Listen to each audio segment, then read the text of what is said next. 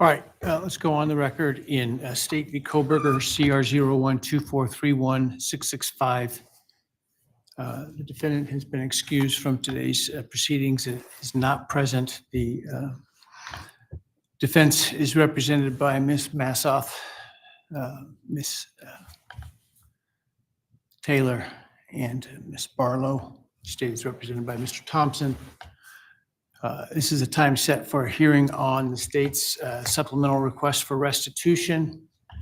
The state can argue first. Thank you, Your Honor. The attached documentation, it doesn't appear that there's a question about the amounts. I think the question that has been raised is whether the propriety of any additional restitution being ordered at this point. Yesterday afternoon, we did receive a supplemental filing from the defense, and I want to respond to that just for the record before I address the merits of the restitution requests themselves. As we indicated in our response to the defense objection to the additional restitution request, at the time that we entered into the plea agreement, Ms. Jennings and I were under the impression that crime victims' compensation could be available to cover reimbursement of travel expenses. And I have to clarify that now. It is true that before trial, the families approached our office asking if there were any resources we were available to pay in advance for travel expenses or expenses related to them attending trial itself. And we looked into that, our staff looked into that, and advised them no. It was my understanding, and I'm mistaken, I realized I was mistaken at this point, but it was my understanding back in early July, late June, when we were talking about the plea agreement, that crime victims' compensation could be available to reimburse expenses like that. I now know that's not correct, and it was certainly my mistake. I will own it as far as our state of mind going into the plea agreement. So that being said, go ahead. I'm sorry. Go ahead. I'll let you finish the point on the plea agreement, and then I have a question for you about that. And I was just finishing that point, Your Honor, so this would be a good time. Okay. So it's pretty well settled that plea agreements are interpreted as contracts, which they are. I think it's pretty well settled contract law that a unilateral mistake does not relieve one of its contractual obligations and restrictions. So how can I how can I order this restitution if the express terms of the plea agreement, though mistaken understanding by the state, don't allow such extra crime victims compensation fund reimbursement? Your Honor, I recognize that, and that's what I was just getting ready to address. In response to the defense's objection, the state has modified or adjusted our position on the restitution. We are, pursuant to the plea agreement, seeking restitution for the funeral-related expenses, which are the urns that are described in Exhibit 2 to our response. We are not affirmatively advocating for the travel expenses and lodging expenses of the family because we do not believe that we can legally advocate for those. At the same time, the families provided those to us, and we want to provide them to the court and counsel just so everybody was aware that they are there, but we are not arguing affirmatively for that because of the wording of the plea agreement itself. So what the state is actually requesting today is just additional restitution for the funeral-related expenses, which are the urns for the families. Okay, thank you. And you can address the other issues as well. I'm sorry, Your Honor, which other issues? Well, the issues, if you'd like, raised in opposition to your motion, including the lack of ability to pay by a defendant and et cetera. Yes, thank you, Your Honor. I apologize. The defendant has raised the issue of his alleged inability to pay, and we recognize that he's going to be incarcerated until he dies. But that in and of itself doesn't mean that over the course of the balance of his life, he might become, he might receive assets. And in fact, we attached a breakdown of the types of monies that he has received during his incarceration. We also noted the statute that allows the treasurer to intercept prospective monies that might be received based on any attempted publication of the story of the defendant. And those, if received, would be something that a restitution order could be enforced against. We also note that the language of the statute and the case law interpreting the restitution statute, which is 1953-04, if I believe off the top of my head, talks about current inability to pay is not necessarily a block to the order of restitution. It's just merely a factor for the court to consider. And it is our position, given the relative youth of the defendant, the fact that he has been receiving significant monies during his incarceration already, and that there is the possibility of future monies, whether by virtue of the statute with the treasurer impounding proceeds from a story related to this, or perhaps from an inheritance from his family or others. We can't see into the future. We don't have a perfect crystal ball. The state's position is having this additional restitution place, which is really fairly minimal, would be appropriate. And have them available that if the defendant comes into assets, that the families would be able to try to satisfy the restitution orders from them. Thank you. And then who's arguing for defense? I will be, Your Honor. All right. Thank you. Given that the state has clarified its position that it's only seeking reimbursement for the earns, it's my understanding that that amount is $1,420 for one family, $1,587.79, and then another $167.79, which would be a total, I believe, if my math is right, of $3,075.58. My understanding of reading the Victims Compensation Code 1953-04 is that the court must still do an analysis on Mr. Kohberger's ability to pay. And as the state has addressed, we are arguing that he does not have an ability to pay. While there have been lump sums provided to you regarding some funds that he received prior to his plea agreement, what the court does not have is a breakdown of how those funds came into the inmate system for his expenses and the fact that they were primarily family. Certainly his situation pre-plea and sentencing was drastically different than it is right now in terms of money that is available to him. And there's nothing in the record to provide the court with anything other than what is really speculation based on the past, as opposed to something that the court might be able to rely upon about foreseeability.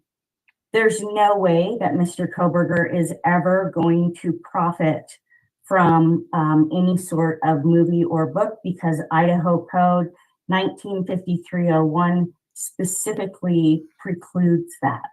Well, it precludes, it allows that monies are swept from his account for those income to pay certain things.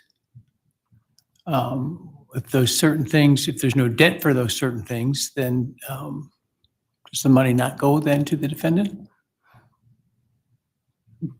That is not my reading of the code. Perhaps I'm reading that statute more broadly than the court is. I understood it to be that the purpose is that someone can't then profit off of their crime pursuant to that statute. What's- I guess I need to read it with Well, that broad even allowing your implication. even allowing your reading of it, what's to prevent, for example, a family member from agreeing to, provide information, be a part of, et cetera, a story, movie, book, whatever, TV series about the murders, about Mr. Kohberger, and that certainly wouldn't be monies they receive wouldn't be subject to the statute, and then they certainly would be free to send Mr. Kohberger money to his account. What harm is it to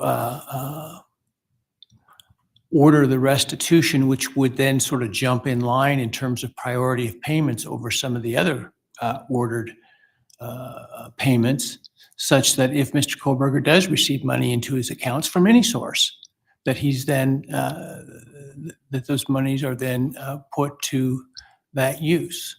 Certainly, we're not worried about Mr. Kohberger's credit rating with having debts at this point. I'm not sure what the concern would be to, given the uniqueness of this case and the potential for family members, et cetera, to earn money from it, and potentially we've seen members of the public send money to Mr. Kohberger, is my understanding, to his books. What's the downside to ensuring that the victims are as whole as possible from this by ordering the restitution, which again would jump in line from some of the other court-ordered fines, et cetera. And if the money's there, it's there. If it's not, it's not. Judge, I don't see that Idaho code or Idaho law asks the court to make an analysis on the downside, but whether or not there is foreseeability of payment. And all of the things that you just listed are pure speculation. There is no book or movie that's in the works by any of his family, and to say that those things are going to happen is absolutely speculative, and there's nothing to substantiate those sorts of assertions happening in the future. So Well, there's a history in the 3 years he was incarcerated of him receiving 5 figures put on his books. Doesn't that give the court some history to suggest that such contributions from whatever source may continue into the future? as I stated earlier, Judge, that was at a different time in the case. That was at a time when, he had not entered a plea. He was not being convicted of the crime. The money, a lot of that money was coming from his family to be able to have communications with their son and brother. And to speculate that those types of dollars are going to be able to happen for the next many decades is exactly that. It's pure speculation, not based on something that is foreseeable or based in something that's in fact before this court. Well, it just seems to me that one of the, really, obviously, even application of statute requires the court to look at what might happen into the future. And I guess, it seems to me one of the best indicators of the future is the past. And in the past, his family has, you're saying the family was the source of much of these funds, has provided him funds in order for him to communicate, et cetera. That necessity will still exist going forward. I'm not aware of his family having disowned him at this point and not wanting any contact with him. And even if they are, that doesn't mean that won't change. And you call it speculation. It seems to me that it is good evidence of what may occur in the future in light of what has occurred in the past. Well, Judge, there is a judgment against him in the amount of $28,000, and certainly 20% of every dollar that goes into his inmate account is going to go towards paying that $28,000. Another factor that the court actually can look at under 1953-04 subsection 7 is other factors, and those factors that other factors that the court deems appropriate, and that can be collateral resources that the families obtained over $200,000, which definitely reimburse the cost of the earns in terms of economic costs. I also want to turn to the plea agreement, because isn't a reasonable interpretation of the plea agreement that the defendant will not contest the state's seeking of restitution that is outlined in the plea agreement? Otherwise, why would it need to be in the plea agreement? It seems to me it's the plea agreement, a reasonable interpretation is the defendant is agreeing to pay restitution for those items that are identified in the plea agreement, which includes victims' compensation, which includes in this case funeral expenses. So you took advantage of the plea agreement to get the benefit of the bargain regarding the state's dropping of the death penalty. Why should you not be held to the plea agreement to pay the victims the costs of interning their children? Judge, I believe that our pleading was clear, that we understood that earns fell underneath a funeral cost, but that once we have a hearing on this matter, that doesn't eliminate the court's duty under 1953-04 to do the ability to pay analysis. And that's why. Well, are you in violation of the plea agreement by arguing that your client shouldn't have to pay those? We are not in violation of the plea agreement. If there was any violation of the plea agreement that took place, it's the state seeking this when the other expenses, when it was clear under statute and under the Idaho Victims Compensation rules that those were not reimbursable expenses. But they've effectively withdrawn those requests and are seeking what's outlined in the plea agreement. What's the point of the plea agreement on restitution if the defense is able to argue against the restitution called for in the plea agreement itself? Judge, again, in our pleading, we objected to what the state has withdrawn as of this moment at this hearing today. Right. We acknowledge that the earns were funeral expenses. Right. But once we're in this situation of having a hearing, then this other section about whether or not he has an ability to pay is triggered. We stipulated to $28,000 in restitution within 60 days. Right. He met the terms of the plea agreement. But it also says the state may seek restitution regarding funeral expenses, and they're simply identifying additional funeral expenses. I don't know what more you want me to say about the earns other than what's the point of the plea agreement if you're not going to be bound by it? I agreed that it was $3,075.58. But you say you shouldn't have to pay it. What I said was that the court needs to do the analysis under Idaho code about his ability to pay. Why hasn't the defendant waived his right to rely on that ability to pay by agreeing to those expenses as part of the plea agreement? I don't know how the court can enter this order today without engaging in the analysis under Idaho code because it's required. That's the way I review the case law and the code, that once there's a hearing about restitution, then the court has to engage in the analysis on the ability to pay. So the agreement to pay is illusory. No, he agreed to $28,000. We've agreed that the earns fall underneath. Does he have the ability to pay that? Expense. No, he does not have the ability. So why did you agree to it? Because it was a specific, we were provided with those receipts within 60 days. We were not provided with the receipt for the earns within 60 days. So is your objection then a timeliness objection? We did raise a timeliness objection in our pleading. I have thought about that and whether or not I think that it is a really valid argument to say that that's completely jurisdictional. I didn't to mean that the court can't take this under the review at this point in time. I didn't read the judgment language in such a strict fashion that I felt like we could say 61 days means the court's not going to consider it at all. So it is past your 60-day deadline, but I don't know that that is completely jurisdictional in the way that you drafted your judgment.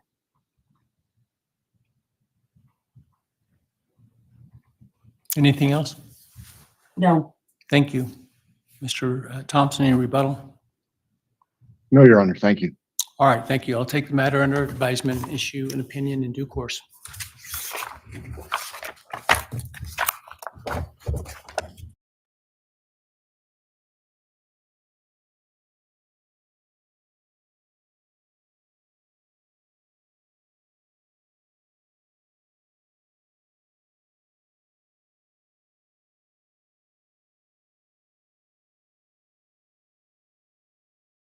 Well, thank you so much for taking this time today.